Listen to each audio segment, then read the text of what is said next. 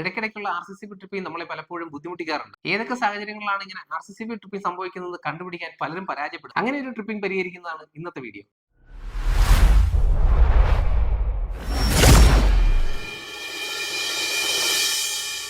Hi നമസ്കാരം, ഞാൻ Biju ഓർജൻ, BS electrical സൊല്യൂഷൻസിന്റെ പുതിയൊരു വീഡിയോയിലേക്ക് സ്വാഗതം. ഇന്ന് നമ്മൾ RCCB ട്രിപ്പിംഗ് പരിഹരിക്കുന്നത് കോട്ടയം ജില്ലയിലെ വൈക്കത്താണ്. നമുക്ക് ഇവിടെ നിന്ന് ഏകദേശം ഒരു 150 കിലോമീറ്റർ പുറത്ത് ദൂരമുണ്ട്. നമ്മൾ പറഞ്ഞതുപോലെ തന്നെ രാവിലെ അവിടെ എത്തിച്ചേരാനും പറ്റി. ഏതൊരു കംപ്ലൈന്റും പരിഹരിക്കുന്നതിന് മുന്നോടിയായിട്ട് നമ്മൾ അവിടുത്തെ മീറ്റർ ബോർഡും മെയിൻ സ്വിച്ചും എർത്തിങ്ങും എല്ലാം പരിശോധിക്കാറുണ്ട്. ഇവിടെയും നമ്മൾ അതേപോലെ മെയിൻ സ്വിച്ച് ഒക്കെ പരിശോധിക്കുന്ന സമയത്ത് കട്ടൗട്ടർ ഫ്യൂസ് കത്തി ജ്വലിച്ച് വയ്ക്കുന്നത് നമുക്ക് കാണാം. കട്ടൗട്ടറിലേക്കുള്ള വയറുകൾ നന്നായിട്ട് കരിഞ്ഞു. ഇതിന് പകരമായിട്ട് HRC ഫ്യൂസ് ഫിറ്റ് ചെയ്ത് നമുക്കത് പരിഹരിച്ചെടുക്കും. പിന്നീട് നമ്മൾ ലോഡുകളെല്ലാം ഒന്ന് വർക്ക് ചെയ്യിച്ചു നോക്കി RCCB ട്രിപ്പിന്റെ കാരണം എന്തെന്ന് മനസ്സിലാക്കുന്നതിന് വേണ്ടി. നിലവിൽ ഇവിടെ ഒരു RCCB ഇരിപ്പുണ്ട്. അത് 100 മില്ലി ആംപിയർ സെൻസിറ്റിവിറ്റി ഉള്ളതാണ്. ഒരിക്കലും നമ്മൾ വീട്ടാവശ്യങ്ങൾക്ക് 100 മില്ലി ആംപിയർ സെൻസിറ്റിവിറ്റി ഉള്ള RCCB ഉപയോഗിക്കാൻ പാടില്ല. ഇവിടെ നിരന്തരമായിട്ടുള്ള ട്രിപ്പിംഗ് കാരണം അത് പരിഹരിക്കാൻ കഴിയാതെ 30 മില്ലി ആംപിയറിന്റെ RCCB മാറിയിട്ട് 100 മില്ലി ആംപിയർ RCCB അവിടെ സെറ്റ് ചെയ്തിരിക്കുകയാണ്. എന്നിരുന്നാലും ഇത് ഇടയ്ക്കിടയ്ക്ക് ട്രിപ്പ് ആയിക്കൊണ്ടിരിക്കുക. 100 മില്ലി ആംപിയർ സെൻസിറ്റിവിറ്റി ഉള്ള RCCB പോലും ഇടയ്ക്കിടയ്ക്ക് ട്രിപ്പിംഗ് സംഭവിക്കുന്നെങ്കിൽ വയറിംഗിൽ നല്ല അപാകത ഉണ്ടെന്ന് തന്നെയാണ് അതിനർത്ഥം.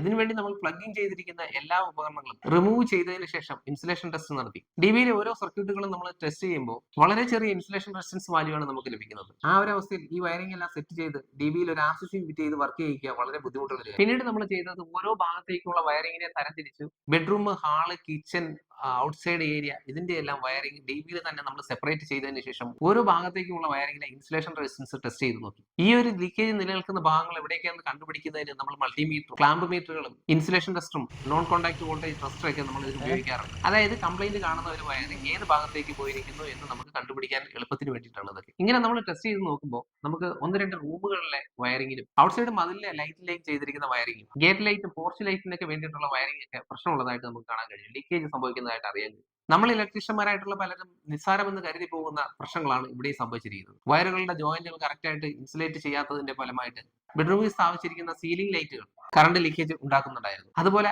ഔട്ട്സൈഡ് നമ്മൾ പരിശോധിക്കുമ്പോൾ മതിൽ സ്ഥാപിച്ചിരിക്കുന്ന ലൈറ്റുകൾ അതിലെ ജോയിന്റുകൾ കറക്റ്റ് ആയിട്ട് ഇൻസുലേറ്റ് ചെയ്യാത്തത് കൊണ്ടും മതിലുമായിട്ട് ടൈറ്റ് ചെയ്ത് സ്ക്രൂ ചെയ്ത് വെച്ചിരിക്കുന്നത് കൊണ്ടൊക്കെ അവിടെ ലീക്കേജ് സംഭവിക്കുന്നു. ഇങ്ങനെ പല പല സാഹചര്യങ്ങളിലുള്ള ലീക്കേജുകൾ അത് പോർച്ചിലും ഗേറ്റ് ലൈറ്റിലും ഒക്കെ സംഭവിക്കുന്നുണ്ടായിരുന്നു. ചിലപ്പോൾ നമ്മൾ വയറിംഗ് ചെയ്യുന്ന സമയത്ത് കാണിക്കുന്ന അലംഭാവമായിരിക്കാം ഇതൊക്കെ. ഇൻസുലേഷൻ റെസിസ്റ്റൻസിനെ പറ്റി ഒരു ധാരണയില്ലാതെ, ലീക്കേജ് കറണ്ടിനെ പറ്റി ഒരു ധാരണയില്ലാതെ നമ്മൾ വയറിംഗ് ചെയ്യുമ്പോൾ RCCB ട്രിപ്പിംഗ് പോലുള്ള കംപ്ലൈന്റുകൾ നമ്മുടെ പിന്നാലെ വരും. അത് തന്നെയാണ് നമുക്ക് ഇവിടെയും കാണാൻ കഴിഞ്ഞത്. വലിയ കറണ്ട് ലീക്കേജ് ആണ് സംഭവിച്ചുകൊണ്ടിരിക്കുന്നത്. ഈ കംപ്ലൈന്റ് പരിഹരിക്കുന്നതിനോടൊപ്പം തന്നെ നമുക്ക് 100 മില്ലി ആംപിയർ RCCB മാറ്റി പകരം 30 മില്ലി ആംപിയറിന്റെ RCCB അവിടെ സ്ഥാപിക്കേണ്ടതുണ്ട്. ഇതിനുവേണ്ടി നമ്മൾ എറണാകുളത്തുള്ള ഒരു ഇലക്ട്രിക്കൽ ഷോപ്പിൽ എത്തിയിട്ട് 100 മില്ലി ആംപിയറിന്റെ RCCB തിരിച്ചു നൽകി പകരം 30 മില്ലി ആംപിയറിന്റെ നല്ല വർക്കിംഗ് കണ്ടീഷനുള്ള ഒരു RCCB തിരഞ്ഞെടുത്തു. അങ്ങനെ നമ്മൾ രാവിലെ 9 മണിക്ക് തുടങ്ങിയ വർക്ക് രാത്രി 11:30യോടുകൂടി എല്ലാ കംപ്ലൈന്റുകളും പരിഹരിച്ച് 30 മില്ലി ആംപിയർ RCCB സെറ്റ് ചെയ്ത് ട്രിപ്പിംഗ് ഇല്ലാത്ത ഒരു വയറിംഗ് നമ്മൾ ടെസ്റ്റ് ചെയ്ത് ഉറപ്പാക്കി. ഒരു RCCB ട്രിപ്പിംഗ് സംഭവിക്കാത്ത വയറിംഗ് ചെയ്യുക അത്ര നിസ്സാരമല്ല.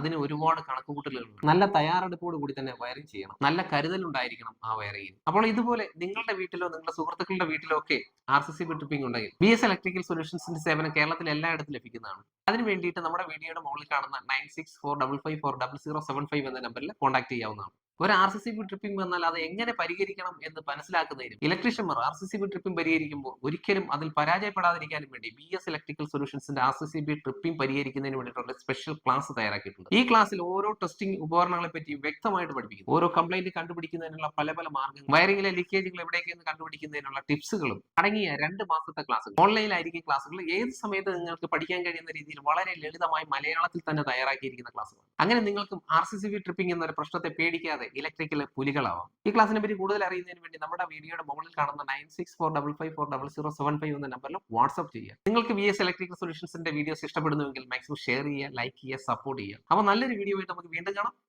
നന്ദി.